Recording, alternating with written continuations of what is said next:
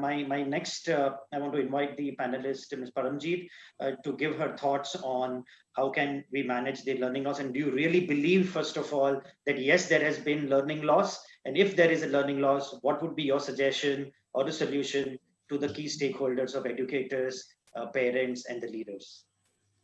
Thank you, Bhavan. Learning loss, yes, it varies from school to school. School who were, they were facilitating and using technology, they could actually justify. And there the learning loss is bare minimum. Schools where technology was not adopted, say we're using Microsoft Team, being a Microsoft Showcase school, we could really come up to this challenge. But in others, it may not be so. So, beginning with a positive note, we could rise up and meet the challenges of COVID. We'll rise up and meet the challenges of bridging this gap, which is there, of learning loss.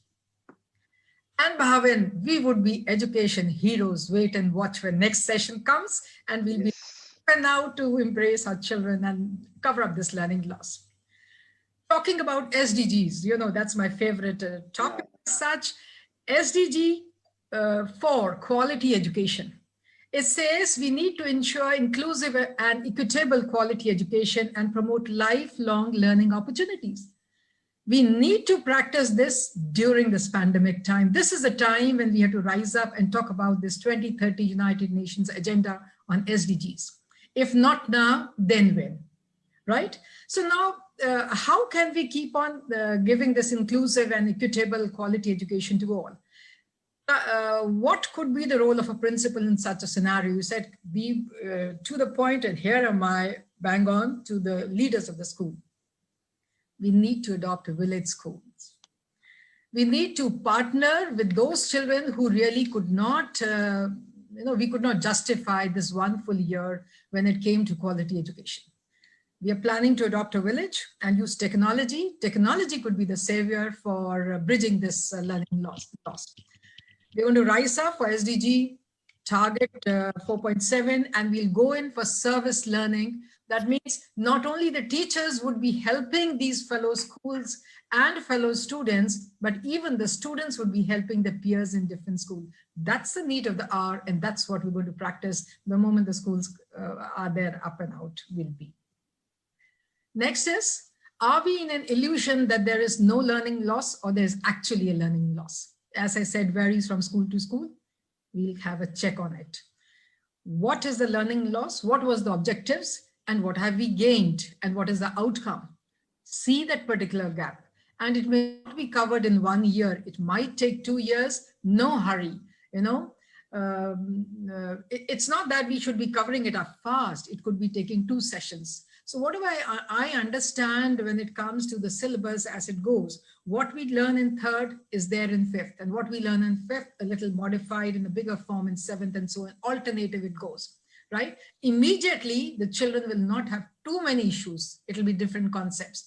But during this particular coming session, we need to cover up that which we have missed on, so that the next session after this would be smooth sailing for all our children. And then coming to the teachers. See, the teachers, they went for self-regulation about their own empowerment, right?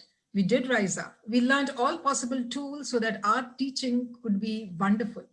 We learned to make beautiful presentation. We got empowered, and empowered does lead to engaged classroom. We could actually engage where the teachers were empowered.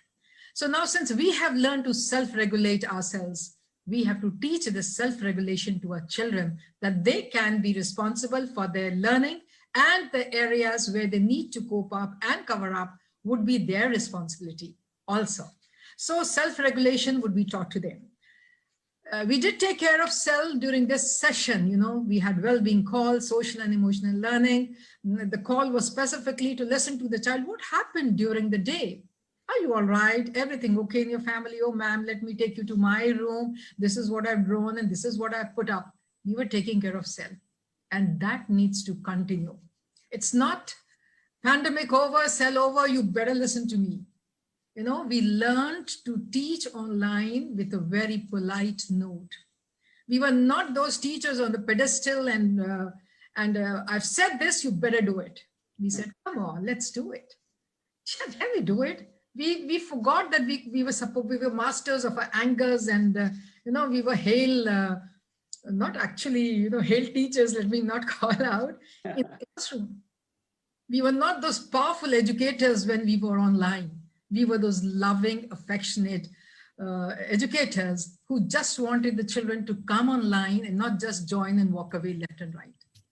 We changed ourselves dramatically. And that is what we are going to carry on.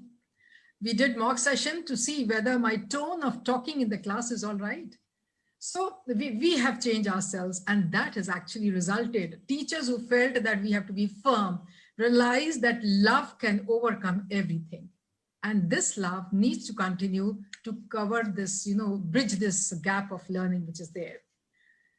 And then coming to the parents, parents ambitious, they were then, they are now, they would always remain.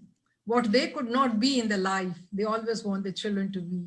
That's the type of Indian culture we have. मैं तो doctor नहीं बना, मेरा बच्चा तो बनेगा, पक्का बनेगा. It's like that. So my desires unfulfilled would definitely be fulfilled by my students, and I pursue it and I work on it and all those things. So let's not be helicopter parents. Let's be parents with lots of understanding. But this was a tough period for the parents. Yes, it was a tough period for the students. And of course, teachers were no superhuman beings, and the leaders are no superhuman beings. All of us had a tough time. We're standing by each other, shoulder to shoulder, trying to help, holding hands, we did move ahead during this particular time of pandemic. These lessons which have taught us the importance of relationship, which has taught us human management, will not wither away in another year or so. Holding hands, walking shoulder to shoulder, this bridge, this could be definitely, loss could be covered. Empathy, tolerance, patience, a hand at the back, a pat here and a pat there could definitely make everything go well. And SDG 4 is important, and the entire nation needs to work so that we bridge the gap, not only of our neighborhood, but of our country. That's important. Economy and education, everything is being linked up. Education and social emotional learning is being linked up. Everything is there, it's all linked up. Human relationship went astray. We started doubting each other. But at the same time, it was such an opportunity time when we learned so much. We started respecting what we had. We started valuing life. We started valuing health. We started valuing everything. So, looks odd and absurd, but thanks to COVID, who made us real human beings. And these human beings are going to continue in the years to come and take care of each other. And we educators would be education heroes, taking care of our children and take them to the pinnacle of glory, to a place where they rightly deserve.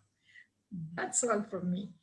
Thank you, Paramjit. Thank you, Paramjit, ma'am. I think so. You sounded very confident when it has to be coming back in with full edu heroism, where technology is your powerful tool, sustainability that you have already mastered, and no better time than this to bridge that gap. And moreover, I think so the human management that you are talking about whenever needed to bridge this gap will be the key to make up for the learning loss. Thank you very much, ma'am, and that was quite confident.